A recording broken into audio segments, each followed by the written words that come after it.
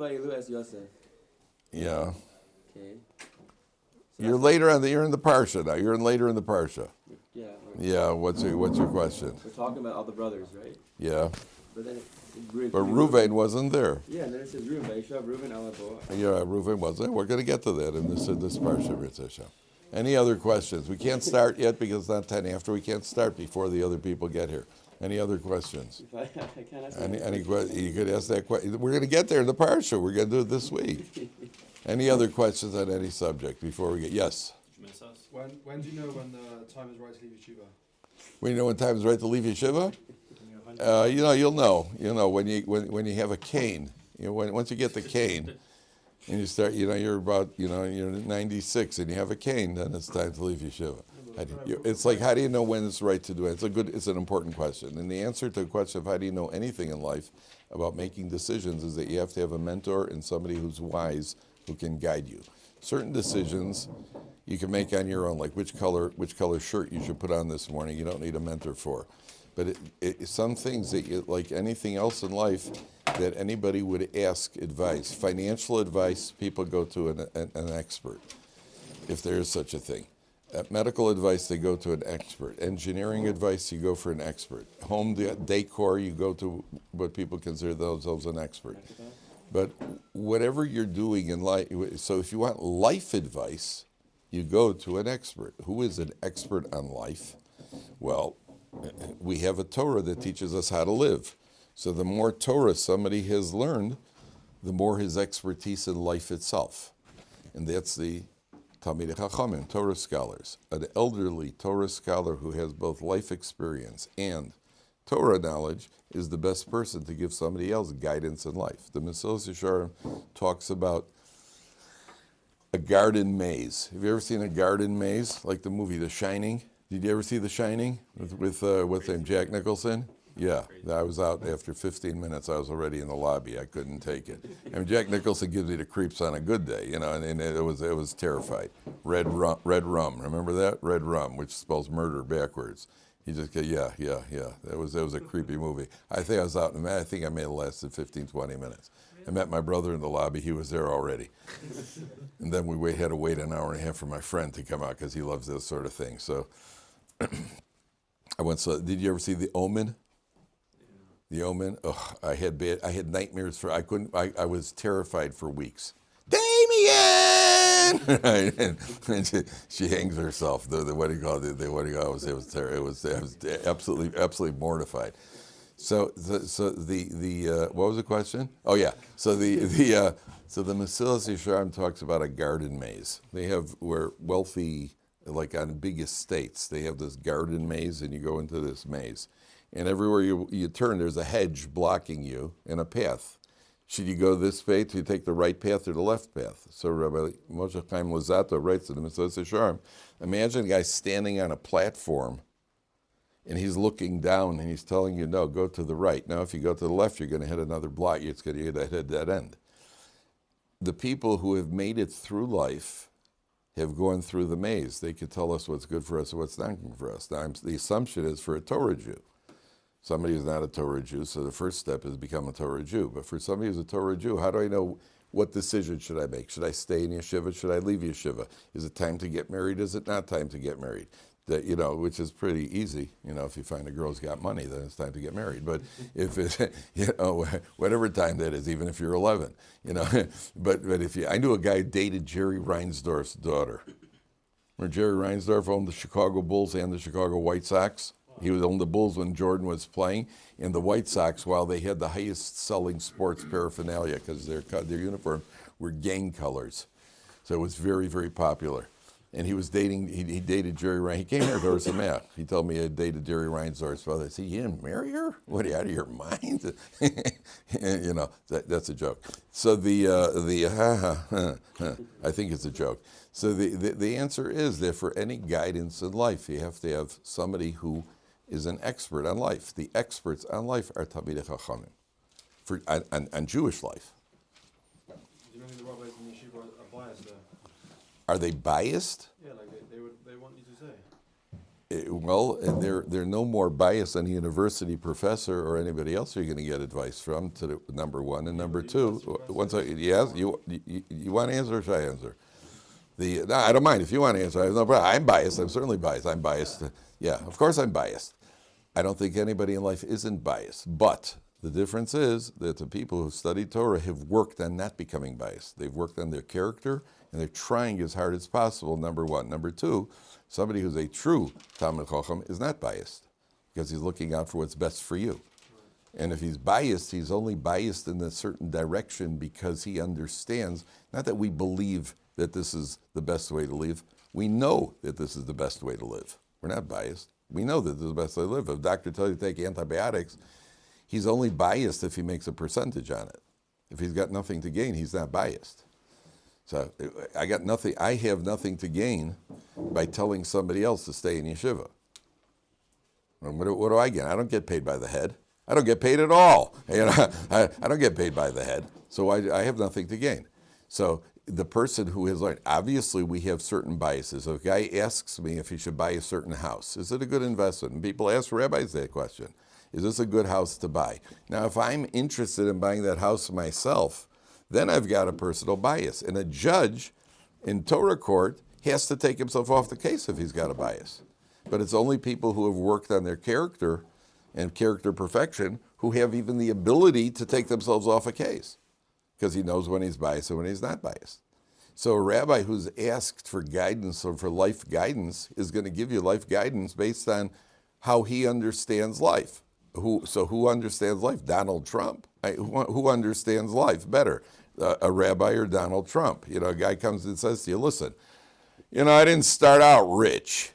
Donald Trump says, I didn't start out rich. My father left me $1 million, and I had to take that and make it on my own. Okay. Now, is that a guy you want to get guidance from? The guy you want to get guidance from? Not only he's not biased, he's out of touch. It's like the kid that says, somebody said, this wealthy guy, how did you make it? How did you get so rich? He says, how did I get rich? I'll tell you how I got rich. When I was 7 years old, I was running a paper route. And when I was 11, I was working as a delivery boy. When I was 15, I was working in a McDonald's. And when I was 22, I had a rich uncle who died and left me a pile. That's how I got rich. So the answer to your question is that the people who understand life best are people who have studied Torah. And those are the best people to get guidance from. Can an individual be biased? An individual can be biased. The people that I've gone to for advice in my own life, I've never found them to be biased. I found them to give me advice based on what they thought was good for me, not what's good for them. Okay, now I'm biased because I want to start the Parsha. Parsha's Vayeishev. Parsha's Vayeishev is unfortunately distorted in the secular world because they make movies like what's it called? The Joseph and his his Technicolored. Amazing Technicolor Dreamcoat. Yeah, Joseph and his amazing Technicolor Dreamcoat. Yeah, and then and if you see if you watch it, I haven't watched it, but if you do watch it, the connection to the reality will be very tenuous at best. We have to understand what the Torah says about it. So page 198. The last Parsha ended with an entire listing, if you remember. The last Parsha ended with an entire listing of all the descendants of Esav. And the Torah and that's the last we're going to see of them. That's it. Esav is out. We're not going to find any descendants of Esav. The Torah gives us a whole listing of them. Here you go. And then that's it. We've heard the last of Esav. The only time we're going to find more Esavism in the Torah is later on. What's that? Amalek. Correct. When Amalek attacks the Jewish people. And Amalek is a descendant of Esav. Amalek is a grandson of Esav.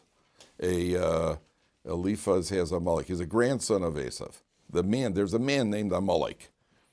His last name was Reynolds. But there's a man named Amalek. And Amalek then eventually is going to be the nation that attacks the Jewish people. That's Esav. That's the pinnacle of Esavism. Now, the Torah ends with that, and then the Torah begins and goes back to Yaakov. Yaakov has come back from Lavan's house. He's living in the land of Canaan now, And the Torah says, Vayeishev Yaakov be'eretz megurei aviv be'eretz Canaan. Yaakov dwelled in the land of his father, the land of Canaan. Now, what is the connection, first of all, between Yaakov and there are no coincidences in the Torah? What, you finished with all the Esav people, and then you start out with all the with Yaakov Avinu. So Rashi says that it's like a guy who is sifting in the sand for a gem. You know, you're sifting, you pull out the sand, and you through the sifter, right? The sand falls through, then you're left with the gem. So we've sifted through all of Esav. Now that we've gotten rid of all the sand, now we can start talking about Yaakov, number one. Number two, take a look at Rashi. Pick up Rashi about halfway down, about 9 lines from the top, on the right column. Right in the middle of the line. Davar acher, everybody say, if he's fine to show the the person next to you. Vayeishev Yaakov, hapishtani hazeh, a flax merchant, nichnasu gemalav te'unin pishtan, is camels loaded with flax walked into a blacksmith shop. Ha-pechami is a blacksmith tama. He's wondering, what am I going to do with all this flax when you're a blacksmith, you need metal, you don't need flax. What are you going to do with all this flax? What am I going to do with all this stuff? They crowded my shop with all this flax. One wise man said to him, one spark will come out of your anvil, where you hit the hammer on the thing. It's just soref eskulo. One spark will burn. All you need is one spark that's going to burn all that fabric, all that flax. Kach Yaakov ra'a kol ha'alufim aksuvim. Yaakov saw all these generals and high officials from Esav that are written in the previous section. Tama ve'omar mi yachol lichbosh es kulan. Who could conquer all of them? I'm outnumbered. Maksiv lamata. What is written following in the Torah? Eile toldos Yaakov Yosef. These are the generations, the offspring of Yaakov, and it starts with Yosef. Uksiv v'haya beis Yaakov eshu beis Yosef lahava. It says in Ovadia, the house of Yaakov is a fire, the house of Yosef is a flame. That means it extends farther. Ubeis Esav lakash, and the house of Esav is straw. Nitzotz Yosef, one spark will come out of Yosef, shemechala v'sorif eskulam. One spark will come out. Yaakov, you got nothing to worry about. You are well equipped. You're well equipped to fight all of Esav because you've got Yosef coming from you, and one spark from Yosef will destroy them. That's what Rashi brings down from the Medrash. Now, the idea here is, this is why this Parsha always comes out around Hanukkah time. What happens with Hanukkah? You light a flame. Light a flame on Hanukkah. While we're lighting the flame, so there's an expression, one small light pushes away a lot of darkness. If you're in a dark room, and all you got to do is turn on a little bit of light a match in a dark room, and it lights everything up. As a metaphor or analogy, a metaphor, I'm not sure which one it is, it means that in life, you could be surrounded by darkness, and there's one little light of ruchnius, of spirituality, pushes away a lot of darkness. So the person's got Torah vision. We're surrounded by a world full of darkness. And with a little bit of Torah vision, which is what we were speaking about a little earlier, with Torah vision, you could see your way through the path of the darkness in the world. But it also means ourselves. In our own neshamas, you may feel that your neshama is full of darkness, maybe things you've done in the past and so on and so forth. One little spark of Torah clears out the neshama. It's like a cleaning agent. It clears it out. And this is something that you have to remember all the time. Don't dwell on the past, because the past is not your fault. It has nothing to do with you. To the contrary, the Gemara says that where Bali Tshuvas stand, even righteous tzaddikim cannot stand. And Bali Tshuvas have to know that instead of, you should never be thinking about, oi, how did I do that? Or, oi, how did I eat that? Or, oi, I wish I would have known about this sooner. If HaKadosh Baruch Hu put you here, that means you have a task to fulfill in life. We have a job to do. If Hashem wanted us to have been born 7th generation B'nai Brak and only speak Aramaic, he would have made us that way. But he didn't. He had us born in other places and had us, because we each have a task to fulfill. We each have a role. And your role may be a more difficult role. Sometimes in the Marines, you give the toughest guys the tougher job. What's the big deal if you were born in Mea Shearim and you were born already with payas and speaking Yiddish, so what's the big deal? But if you're born in a difficult situation, that's how you give the, when the going, well, how's it say? When the going gets tough, the tough get going? That could be understood two ways. When the going gets tough, the tough get going. I think that's supposed to be, that's when the tough start, that's when you show you how tough you are. When the going gets tough, the tough really get going. I understood it as when the going gets tough, the tough get going. Get me out of here, man. But then you're not very tough. That's how that's certainly how I reacted. But so the Torah first is telling you one little spark, number one. Number two, we're going to see that what's going to end up happening over here is that Yosef, you're going to have this whole episode. Now, what's going to trigger off the episode with Yosef? I'm just going up ahead in a second. We'll see it in the Psukim in a second. What's going to trigger off the brothers' resentment towards Yosef? One word in English. Jealousy, correct. The jealousy. And that's going to lead to all sorts of trouble. So unfortunately, point out, look at what's happening over here. You can be surrounded by Esavs, and it says, Vayeishev Yaakov Beretz Megarev. Yaakov's dwelling in tranquility. Yaakov's doing fine, surrounded by all these enemies. One little jealousy in the home, maybe not a little jealousy, and that starts all the trouble. That starts the trouble. By the way, that's not much different than our situation where we're surrounded by enemies. You got, look at Israel on a map if you could even find it. And you're surrounded by Muslim countries who outnumber us by about 100, what are there, 80 million, 90 million, 150 million. Well, we had a civil war in Syria, so you got to deduct a few. But whatever they surround us by, and by rights, when we're usually okay. When does the trouble start? When we start fighting with each other. When we're jealous of each other, there's family feuding among the Jewish people. That brings a backlash. The enemies wake up. So when there's family feuding, that's what brings it. So Yaakov, he's got enemies. Nothing's happening to him. He's fine. Till there's a little inter-Jewish fighting. And by the way, people say that Jews are always fighting. It's not true. Jews aren't always fighting. Jews may be arguing a little bit. Sometimes Jews argue. I've been on the streets in Israel where I ask somebody for directions, and they'll give me directions. Somebody says, lo, lo, lo, lo. They'll start arguing about the directions, which is very nice because everybody wants to help. Then you walk away, and they're still arguing. That's all about part of the fun of living in Israel. So that causes the destruction. Now, take a look very carefully at Rashi, the very first Rashi. Where is it? One second.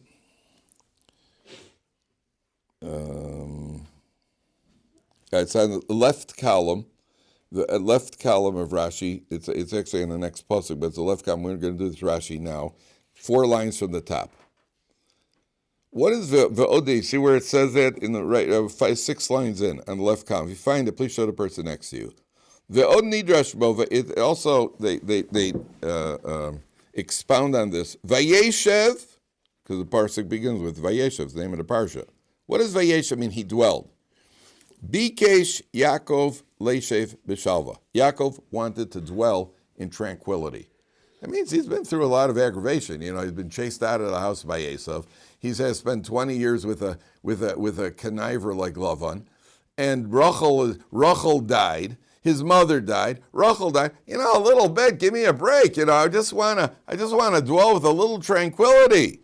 Kafatz olav rog zoshel Yosef. So now he gets the aggravation of Yosef, which is the greatest aggravation he's going to have in his life. So Yaakov Avinu is slightly taken to task here. You wanted to dwell in tranquility. Right? It's like people, I want to retire. Now, what are you going to do when you retire? I'll dwell in tranquility. Oh, yeah? Ask your wife if she wants that tranquility of having you in the house. I'm not so sure she's going to be tranquil. She'll need tranquilizer. It's not tranquil. So Yaakov wants to, I just want to chill. I just want to relax. I just don't want any pressure anymore. Sorry, that doesn't work. He gets the aggravation of Yosef. Why? Tzadikim mevakshim leishev b'shalva, the righteous want to draw in tranquility. Omer HaKadosh Baruch Hu, Hashem says, Lo dayan la tzadikim asher besukan lam lolam haba. It's not enough what they have waiting for them in the world to come. Ela shem mevakshim leishev b'shalva b'olam hazeh. They want to dwell in tranquility in this world. You know, this world isn't for tranquility. The Gemara says, there's a verse that says, Adam le'amal yulad. Man was born to toil. We were born to toil. Either you make parnasa, you have to work at parnasa. You have to work when you study Torah. You can't study Torah eating popcorn. You got to work at Torah. You got to work at a Tosos. You got to work at doing review, and then review, and more review. Hi, Jake. You got to work at review and review and review. And you got to work to figure out the Tosas. You got to work to figure out a piece of Gemara which you think you understand, and then there's a curveball, and you find out that everything you've understood until now is backwards, inside out, and upside down. That's work. We were created to work. We weren't created to sit, to dwell in tranquility. And that's why is it that even people who have a lot of money, they still work. They still work. You know, they could have retired years ago. Warren Buffett could have retired years ago and played computer games. And you see people, they still go to work. What, Jeff Bezos still works? Probably still works. Why? Because there's you can't, it's not sad. It's good for a few minutes. I was actually in America. I never saw this before. This kid's got the family I was staying at, so they got this giant screen on the wall. I guess that's called a high definition TV. So I think I've only seen it once in my life. So the kid's watching some detective movie, and I glanced at it, and you can actually see these people better than you see human beings. I mean, this thing was really impressive looking. Okay, so I left the room. Then I came back. I had to pack my bags to leave. He's playing a game. And this guy's walking around, and he's starting to chop people. And I said, what is this? He said, Fortnite, which I've heard about, and I'm looking at this thinking, this is what the world is doing. This is what the world is doing. The world is walking around chopping people. And I heard him, he was with his friend who was also about 13 years old. He goes, yeah, if I go in water, I get another. I'm what's it called? I'm protected. By going, water protects him. It makes me wet. But he's protected by water. He gets another life or something. And I was getting dizzy. I couldn't even watch it. I was getting a headache and getting dizzy just the movement on the thing. And this kid's not even looking at the controls. He's moving this guy around. You know, how much of that could you do, really? How much of that could you do? Yeah, yeah. Sorry, bad question. apparently, people are doing it a lot. Yeah, okay. Yeah, yeah. Never mind. Yeah. But the point is, Yaakov's now playing Fortnite. Yaakov's Yaakov Avinu. And it says he wanted to dwell in tranquility. So when I heard, it's not, which is the flaw? The wanting to dwell or the tranquility? So most understand it's the tranquility that's the problem. We have no problem with tranquility. What's wrong with being a little tranquil? We have no problem with a tzaddik who's able to, then you could learn without any financial pressures, without a headache. You got your kids married off. We have no problem with that. The problem is the Vayeishev. He wanted to dwell. We're not here to dwell. We're here to continue moving upwards. Our job is to grow. I think I've told you that there are two types of Jews in the world. I'm talking about observant Jews. There are two types of observant Jews. There are those who are growing, and there are those who are stagnating. And it doesn't matter what color your clothing is. It doesn't matter if you wear a black hat and a black jacket. It doesn't matter what color your clothing is as long as it's black. It doesn't matter. There are two types of, that was a joke. There are two types of, joke, I get it, joke, everybody. There are two types of Jews in the world. You're either focused on growth, or you're basically feel, well, this is it, this is me, and I'm done growing. You're stagnating, that means you're going downwards. There's no such thing. Torah is on an incline. Our life is on an incline. If you're not propelling yourself forward, you're sliding backwards. There's no neutral. Sometimes you got to hold your position to solidify your position, but it's only because you plan on, that's Yaakov's ladder, which we learned about earlier. What's a ladder? Why is it a ladder? Why isn't it just a platform? It's a ladder, because on a ladder you have to grow. Sometimes you have to stop, you climb. I see these guys in the, what is this called, the cranes. I always wondered, how do they get up there?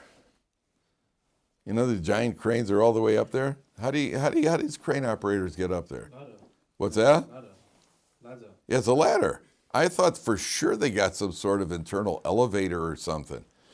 You know, I said, no.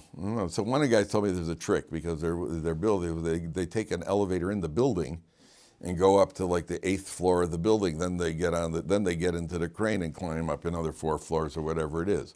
But otherwise, you got to go from the ground up. You know, you're up there all day. I mean, that's quite a climb. That's life. Life is climbing. We're climbing a ladder. We're not standing still. We're not stagnant. And if you're stagnant, it means by definition you're backsliding. That's the definition of it. There are 2 types of Jews. Advice I recommend, by the way, when it comes time for you, and this is very serious, when you're looking for a wife, how much she knows is nowhere near as important as what her attitude is towards growth. I would much rather marry a girl, well, I don't have a choice anymore, but I'd much rather you marry a girl that is, she may have less book knowledge, as long as she knows the basics, but she's focused on growth, as opposed to a girl who could quote every Ramban in the Torah. But she basically feels that she's made it, this is it. Because you need growth. That's what Torah is. Torah is about growth. And therefore, Yaakov is not criticized for the tranquility as much as for the Vayeishev. And this is again, we're talking about Yaakov Avinu, so it doesn't mean him personally. It's the Torah teaching us in the wording about what an attitude could be. And that's the criticism. That's what we're supposed to take out of it. That's the criticism of the Yaakov Avinu. Okay, now, take a look at one more point in the first pasuk. Vayeishev Yaakov be'eretz megurei aviv. So one of the Hasidic masters says, be'eretz means, by the way, phonetically, eretz and earth are exactly the same word.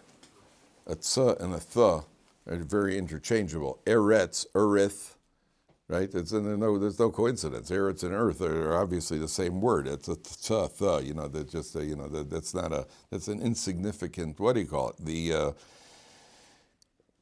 Vayeishev Yaakov be'eretz. Yaakov is in the earth. And the Torah is telling you over here that when you're dealing with materialism, Vayeishev means, there's an expression in Hebrew called Yishuv Hadas. Yishuv Hadas means you are calm, controlled, and not getting all for tumult when you're involved in materialism. Materialism could make you crazy. You get all caught up in your money, you get all caught up in your job, and you're frantic and you're just running. Vayeishev Yaakov Be'eretz. Sam Walton, you heard of Sam Walton from Walmart? Never heard of Sam Walton? No. Well, Fortnite, yeah, but Sam Walton, no. Sam Walton was the founder of Walmart.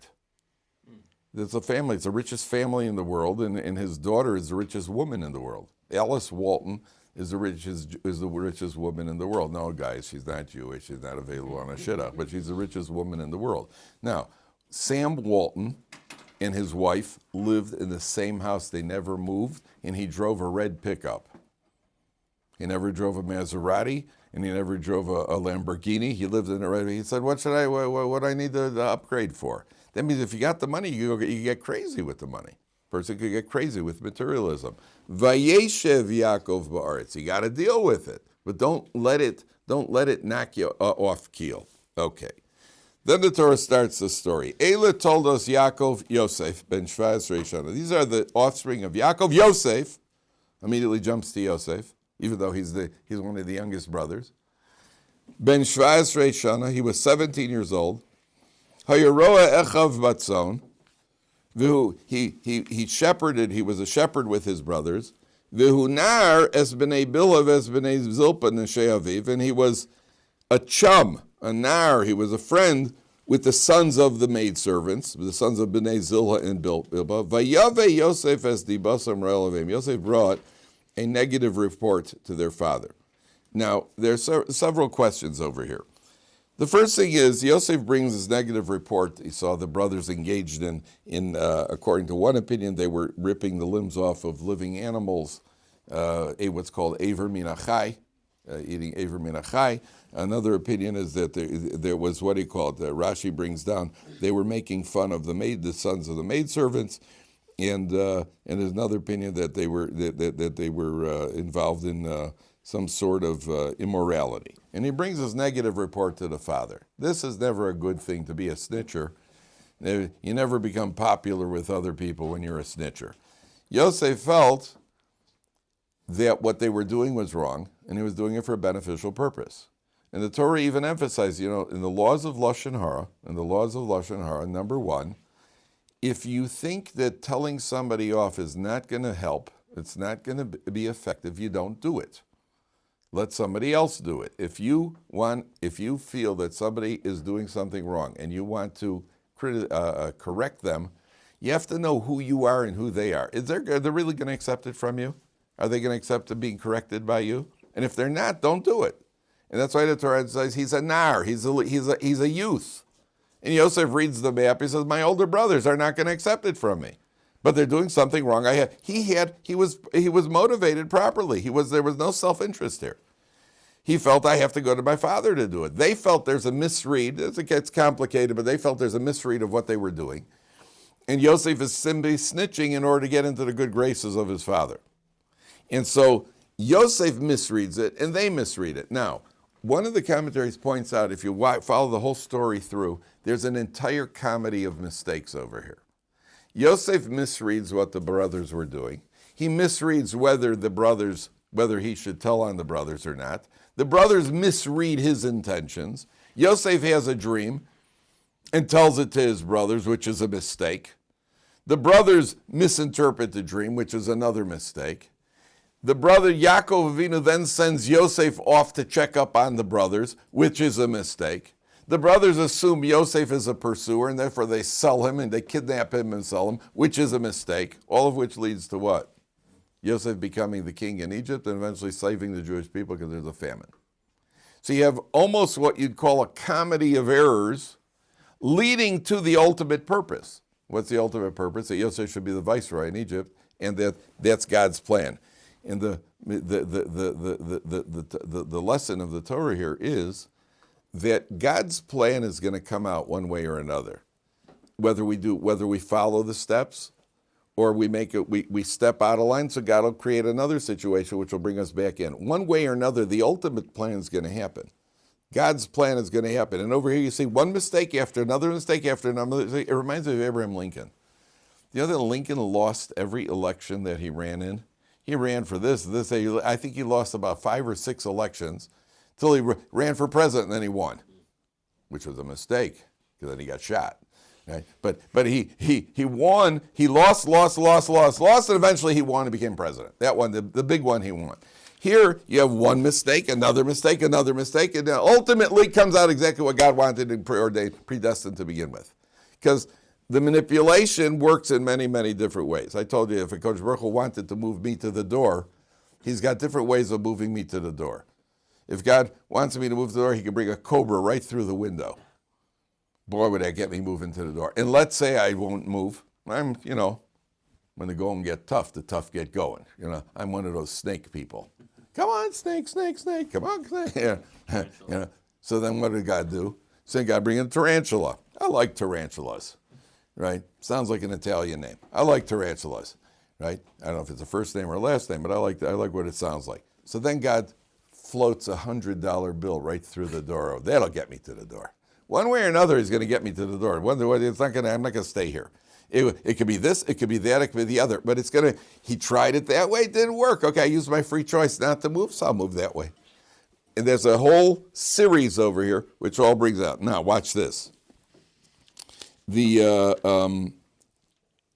look at Rashi for a second. This is fascinating. Take a look at Rashi. It's left column of Rashi. These are big columns, by the way, so it's a little trickier. Left column of Rashi, about seven lines from the top. V'hu na'ar. What's a nar, gentlemen? What does it translate? A nar translate to? A what? Lad. He's a lad, right? Like the lads in England, right? The lads just wanted to have a pint, right? He's a lad. You're 100% right. A lad implies a youth, right? He's a youth. Why is the word na'ar used in Hebrew? This just shows you the Hebrew language is a definition of. It's not only the word. The word defines itself. Na'ar comes from the Hebrew word empty. Lina'er means to empty something out, to shake something out. A youth is empty of life wisdom. A youth is empty. He's a nar. He's a silly teenager. He's an adolescent. An adolescent think they're smart. They think they know everything, and they know very little. We know nothing. You know, they're not. They're not even. They know so little. They don't even know enough to ask those of us who do know. What? Yeah. They're minuar. Minuar. They're completely empty. And that's why there's an expression: the older I get, the wiser my father becomes. You ever heard that expression? Never heard that? The older I get, the smarter my father becomes? Because when you're a teenager, your father is absolutely clueless.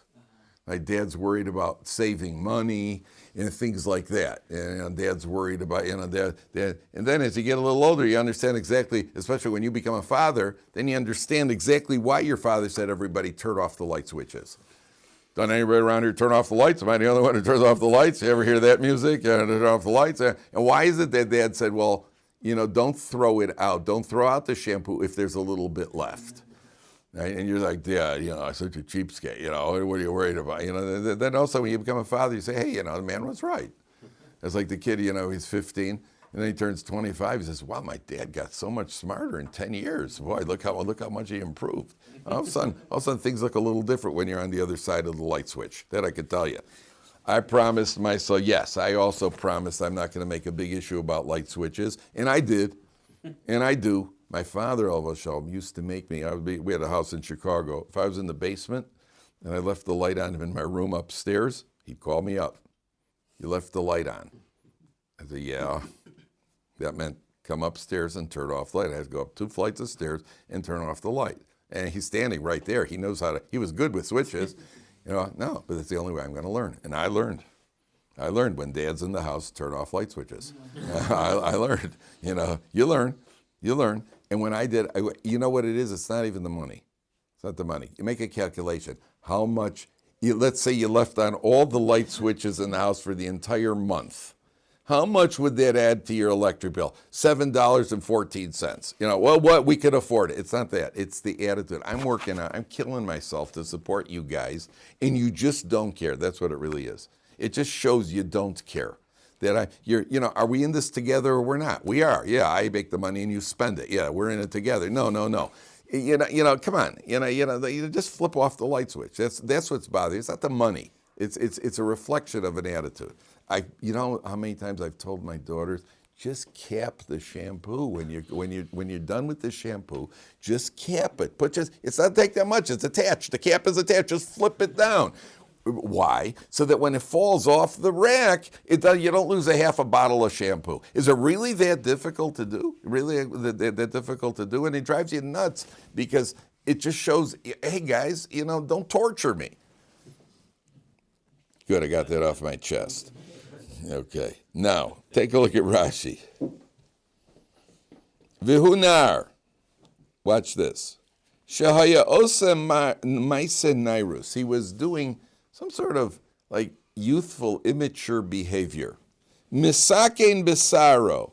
He was fixing up his hair. Mimashbesh be'enav, fixing up his eyelashes or his eyelids. Kidei she'ed nira yafa. They should be seen. He should look nice. Very interesting. We're going to find this 3 times by Yosef. Later on, when he's captured and he's living by Potiphar, so Rashi says again, here he says misakin besaro. He's fixing up his hair. Goes to some French hairstylist, so he could pay an extra $20 for an ordinary haircut, because the guy speaks with a French accent.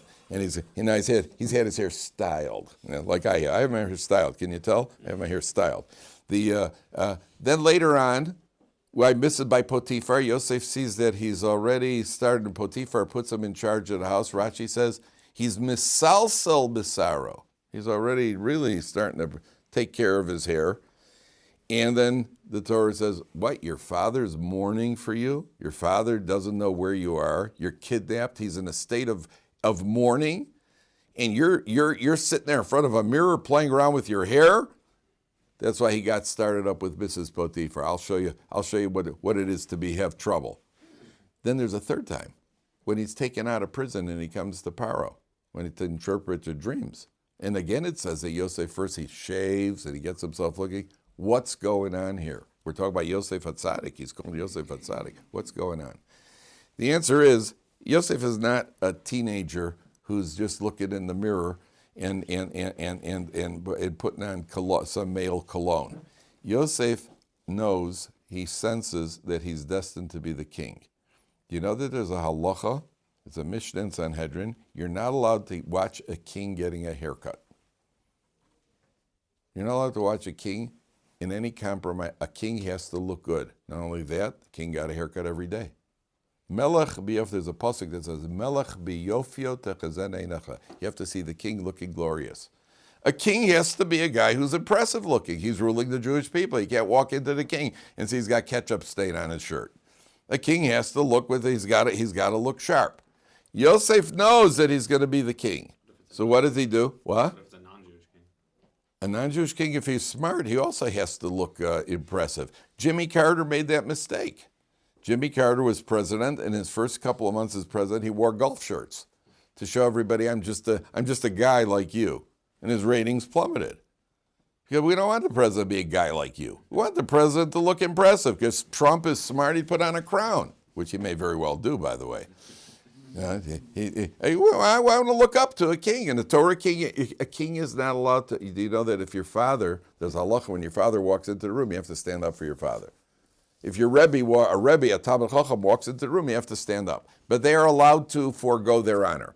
Father could say, don't stand up for me. Father could say, you could sit in my seat. You're not supposed to sit in your father's chair. Father could say, you could sit in my seat. Your father could forego his honor. A Rebbe could forego, a king cannot forego his honor. Because his honor is not his own. His honor belongs to the Jewish people, not your honor. You're running the Jewish people over, it's not yours.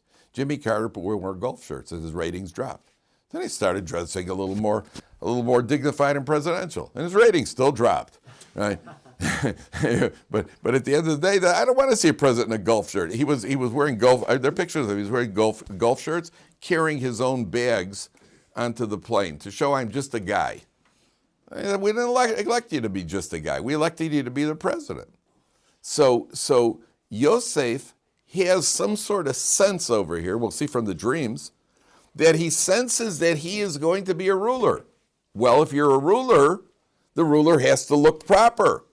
So he's already playing with his hair to make sure you look dignified. But he's a nar. What's the definition of a nar?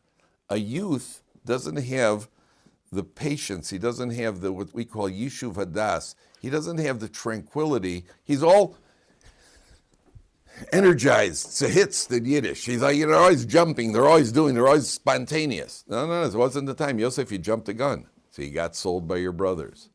And then again, you're by Bisset Potiphar's house. Now he's ruling in Potiphar's house. So he sees, I guess the time has come to be the ruler. You jumped the gun again. So again, he's punished. When does he finally, you're called to Paro. Now he realizes now's the time that I'm going to become the ruler. And again, he straightens himself out. So it's not just Yosef playing with his hair, combing his hair, testing which side of the hair the part looks better on. Like teenagers do. Maybe I'll part it to the other side over here, put some goop in my hair. It's Yosef because he realized he's going to be a ruler. Now, watch the story now begins.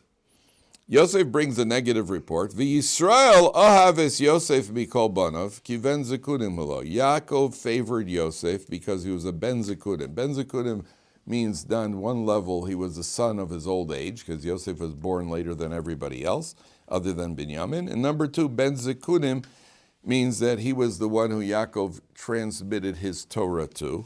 Ve'asalo ksones pasim. He makes him this how does the article translate it? A fine woolen tunic. Now, ksones pasim is generally translated as a striped garment, a multicolored garment, and it's a royal garment of royalty. The brothers, vayiru echav ki oso av aviyam, the brothers see that he's the one who's loved by the father, mikol echav, vayisneu oso, they hate him. Why they hate him? Because they figure, sure, Dad favors you, because you could be snitching on us. That's a misread. It's a misread, but that's what they think. V'lo yochlu dabra l'shalom. They couldn't speak to him in peace. And Rashi points out, well, it's not nice to hate people, but at a minimum, they weren't two-faced. Didn't talk to him at all. They wouldn't talk to him. You know, I hate you, and I'm not going to pretend that I don't. So if you hate somebody, don't be two-faced about it. At a minimum, you know exactly where I stand. So Yosef's at the breakfast table. Nobody's talking to him. Sitting at lunch table with 12 brothers, nobody's talking to him. At least he gets the message. And there's going to be a misread over here. Now here comes the kicker. Take a look at that word ksones pasim. Top of page 200. Rashi says something very strange over here. Look at the word pasim. Second line of Rashi on page 200, right column. Pasim, loshon clay milas. It's some sort of silk or, I don't know, some sort of fabric. Kimo karpas utcheles. It says in Megillah Esther that Mordechai was wearing some sort of outfit of karpas and cheles. Ukimo ksones hapasim netamar va'amnon. Over there also it uses it. Umedrish agoda. This is what I want to get to. Third line. Why is it called ksones pasim? Okay, the word has a meaning. But then Rashi says, Al Shem Tzorosav. It actually is an acronym. It stands for the various problems that he went through. Shenimkar le Potifar, that's the pay. Vila Socharim, we'll see the Torah talks about the merchants. Pei Samach. Vila Yishmaelim is a Yud. Vila Midyanim is a Mem. Pei, Samach, Yud, Mem, spelled out spells Pasim. So this ksones pasim stands for these people that he was eventually, all the aggravation that he's going to have. Okay, what is Rashi trying to tell us here? What's Rashi trying to tell us here? Have you ever heard of Anatoly Sharansky? No, only Fortnite. Never heard of Anatoly Sharansky. He was the Jewish refusenik who was in a Soviet gulag for about 9 years. Eventually he came to Israel and he wrote a book, Fear No Evil, and he eventually became the head of the Jewish Agency. 9 years he was in there, they couldn't break him. Anatoly Sharansky. Okay, he came here, became very famous, probably, I imagine, made some money, rose to a high political position. You jealous of him? I was. Wow, look at all the attention he's getting. Look at the position he's getting. Oh, that's pretty impressive. Would you spend 9 years in a Soviet gulag for it? No, I wouldn't spend a day in a Soviet gulag for it. I once had a guy here who was a Russian guy, real hardcore Russian accent. We were talking about the KGB. So I said to him, if I ever got arrested by the KGB and I put you in a car between these two big guys, I would kind of, start making jokes. I said, come on, fellas, ease up. Relax, will you? Start making jokes. He said to me, no, you wouldn't. They weren't people that you were going to start joking around with. When you go into the Soviet, that means the brothers are jealous of Yosef. Why? Ooh, wow, what a nice garment. Dad gave you a nice cloak. Oh yeah? You want everything I got? You want to go through? You want to be sold to the Socharim and the Yishmaelim and get beaten and kidnapped without knowing if you're coming home? And end up by Potiphar and end up in a prison in Egypt? You sure you want that? If you knew what was in there, in that ksones pasim, you wouldn't be jealous. That's what the Torah is teaching us. Sometimes we look at somebody else and we're all jealous of somebody else. Yeah, you want his whole situation? Jealousy is unreasonable because when we're jealous, that means I only want one chunk of what you've got. Well, you don't have one chunk. You've got the whole picture. You sure you want that? Michael Jordan once said that people want to be Michael Jordan. So people think, I'd like to be Michael Jordan for a day. Michael Jordan said, but it's not for a day. I'm always Michael Jordan. That means I can never go shopping without being accosted. I can never go here I can never go anywhere without being accosted. Listen, I don't feel sorry for Michael Jordan. But what he's saying, there is a certain truth to that. It's like this two ladies are sitting on a plane. So one of these ladies, they're sitting next to each other on a plane. And this one lady's got a really nice ring with a really nice diamond. And this other lady's looking at it, she just keeps looking at this ring. She goes, that's a nice ring. She goes, yes, it is a nice ring. She goes, no, I mean, it's that's like a really nice stone. She goes, yes, it is a nice stone. She goes, I mean, it's really, she says, yes, this is the famous Plotnik diamond. She goes, oh. She goes, but it comes with a curse. She goes, really? She says, yeah, Mr. Plotnik. I mean, sometimes in life you see somebody's situation. Wow, this guy. What's going on? What else is going on in his life? You sure you want his whole package? You sure? It's an all or nothing proposition. But he's driving a really nice car. It was bought to him by his father-in-law. Ooh, nice. Yeah, you ever met his father-in-law? And the guy keeps trying to run over his father-in-law with that car. Yeah, you sure you want that car? You can't, it's unreasonable. If you knew what Yosef was going to go through, would you really trade it right now for the Exodus Pasim? You really want that? You're really so sure you want to go through that, you'll survive it? That's what the Torah is teaching you. That's how unreasonable it is. That's how unreasonable jealousy is. Yosef has a mistake. Second line from the top. Vayachalom Yosef chalom. Yosef has a dream. Vayaged le'echav. He tells his brothers. Vayosifu otzno, so they add on to their hatred. It doesn't even say what the dream was. So why are they hating him more? Why are they hating him more? Who do you share your dreams with? Who do you tell your dreams to? Friends. And especially if it's like a really dreamy dream. It's got to be a real good friend. And Yosef they hate him. They're not talking to him. And Yosef says, hi guys, you want to hear my dream? Well, you don't get the fact that we don't like you? What makes you think we want to hear your dream? Why would I want to hear your dream? They're a part of it. But they don't know that. The Torah just says they hate him just for wanting to share the dream. He hasn't even said what the dream is. They hate him for wanting to share a dream. You have no social graces. What are you going to do? You walk to some there's some a motorcycle gang blocking your way on the sidewalk, and you walk over. Hi guys, you want to hear my dream? What happened to you? So they hate him for that. Vayomer aleim shimuna chalom hazeh. He says, hey, listen to this dream. And I'll listen to the dream. We're binding sheaves. My sheaf stood up straight. And your sheaves all bowed down to my sheaves. Silence in the room. Okay. And it's like, oh. How come nobody's enjoying this dream? Are you going to rule over us? You're going to subjugate us? So they had even more hatred. 3 levels of hatred. Then Yosef says to them, there's another dream. What, he doesn't get it yet? You still don't get it? I had another dream. The sun, the moon, and 11 stars are bowing down to me. There's a significant change in this dream over the previous dream. First, I remember as a little kid wondering, how does the moon bow? I mean, the moon it's a sphere. I tried to, as a little kid, trying to picture, how does the sun bow exactly? And how does the moon bow? How do stars bow? Still haven't got an answer to that. But at the end of the day, what's the difference between this dream and the previous dream? They're the same ish. Yeah, but what's the ish? There's an ish over here. The numbers of stars and numbers of